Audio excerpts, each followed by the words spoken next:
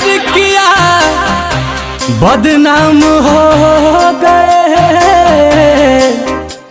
चर्चे हमारे सरेआम हो गए। जालिम ने उस वक्त दिल तोड़ा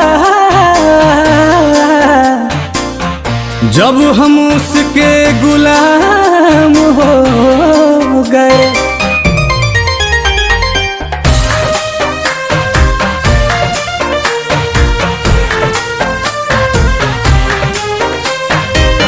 बनाने में जिनको ज़माने लगे हैं, वहीं आज हमको सिखाने लगे हैं। बनाने में जिनको ज़माने लगे हैं, वहीं आज हमको सिखाने लगे हैं।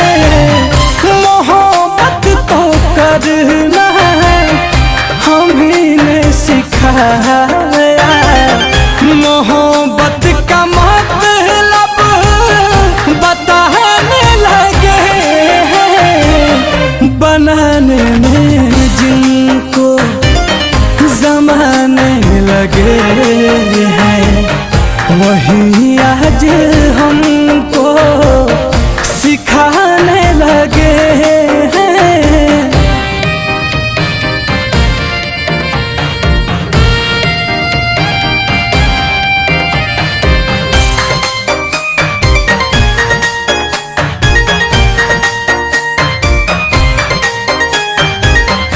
कितने अजीब है ये मोहब्बत के रिवाज, कितने अजीब है ये मोहब्बत के रिवाज। लोग आपसे तुम, तुम से जान और जान से अनजान बन जाते हैं। मरते थे जिस पे वहीं मार डाला, दिल में बसाए दिल ही जार डाला।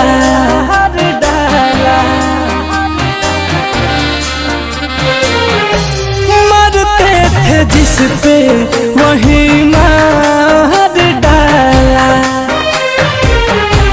दिल में बसाए दिल ही जार डाला। उठ ना सकेंगे ऐसे ठिकाने लगे हैं, वही आज हमको सिखाने लगे हैं। बनाने में जिनको ज़माने लगे हैं, वही आज हमको सिखाने लगे हैं।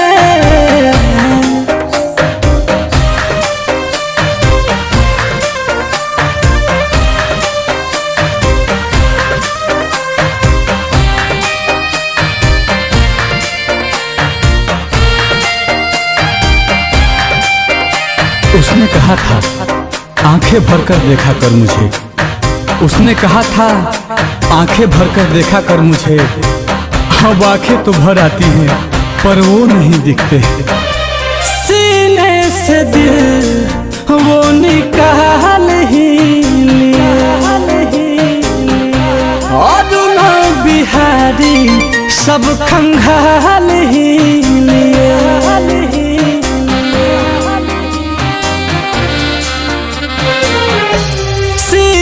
से दिल वो निकाल ही लिए। नील कमल तो सब खंगाल ही लिए।